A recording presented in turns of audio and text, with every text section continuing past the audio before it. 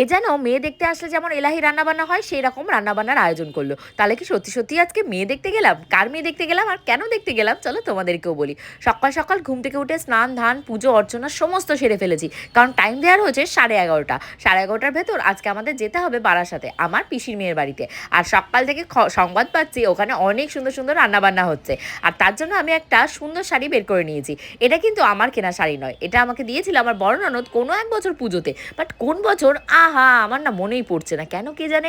বয়সের সাথে সাথে মনে হচ্ছে আমার মেমোরিটাও লস হয়েছে। বাট একটা জিনিস আমার ভীষণ ভালো মনে আছে, সেটা হলো লিটিল গোল্ডের জন্য এই ড্রেসটা কবে আর কখন কিনেছিলাম।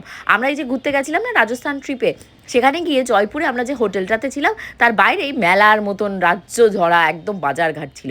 সেখান থেকে ইয়েলো কালারের এই ড্রেসটা আমি দুদিন ধরে টার্গেট করে করে লাস্টের দিন কিনেই ফেলেছিলাম লিটিল গোল্ডের জন্য। তোমরা অলরেডি রাজস্থানে যখন থরে ঘুরতে গেছিলাম তখন এই ড্রেসটা পরাও দেখেছিলে। কেমন হয়েছে ড্রেসটা অবশ্যই আমাকে জানিও। আর কেউ কি গেস করতে পারছো ড্রেসটার দাম কত হতে পারে? তারা কিন্তু অবশ্যই কমেন্ট করতে ভুলো না।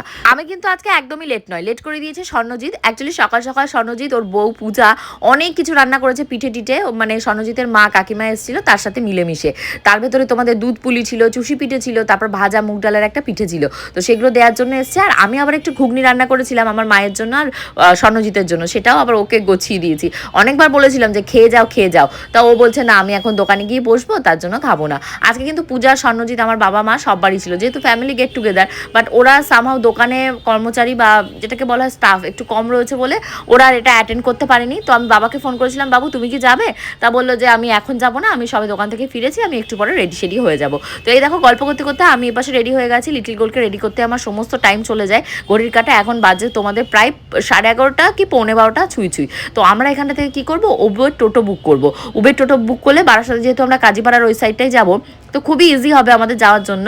আর আমরা গাড়ি নিয়েও যেতে পারতাম, বাট গাড়ি পার্কিং টার্কিং একটা ব্যবস্থা করা মানে একটা প্রবলেম হয়ে যায় না, যেখানে আমরা চিনি না জানি না, তো তার জন্য। তো এই দেখো ফাইনালি আমাকে শাড়িটা পরে কেমন লাগছে অবশ্যই কমেন্ট সেকশনে কমেন্ট করে জানিও।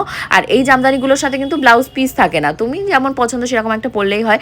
এই শাড়িটা মানে গুনে গুনে আমি মনে হয় সেকেন্ড টাইম পরলাম। একবার একটা কোনো বিয়ের হলদির দিন পরেছিলাম, হলদি বা গায়ে হলুদ এরকম কিছু একটা দিনে পরেছিলাম, আর হলো এই পরলাম। আর এই যে ব্লাউজটা আমি পরেছি দেখতে পাচ্ছ, এটা কিন্তু আমার শ্বশুরবাড়ি থেকে আমার যখন লজ্জা বস্ত্র হয়েছিল, লজ্জা বস্ত্রের সাথে আমার বড় ননদ এটা বানিয়েই রেডি করে রেখে দিয়েছিল। তো এই যে টাইম হয়ে গেছে, ঘড়ি কাটা এখন 12টা বেজে গেছে, আমাদের উবেরও বুকিং হয়ে গেছে, আমার বড় ননদও চলে এসেছে। এখন আমরা এই 5 জন মিলে একটা উবের টোটোতে উঠে পড়বো, উঠে পড়লে আমাদেরকে বাড়ির সামনে নামিয়ে দেবে। এখানে এসে তো দেখি দিদি অনেক কিছু আয়োজন করে রেখেছে, ফল টল সমস্ত কেটে রেখে দিয়েছে। এখন মানে সিজন আসছে আঙুরের, তো আঙুর কাটা ছিল, এখানে বেদানা ছিল, তারপর অ্যাপেল ছিল, তারপর অরেঞ্জ ছিল, সমস্ত আমরা এখন ভাগটাগ করছি। আর সাথে মিষ্টিরও ব্যবস্থা করা ছিল। আসা মাত্র আমাদেরকে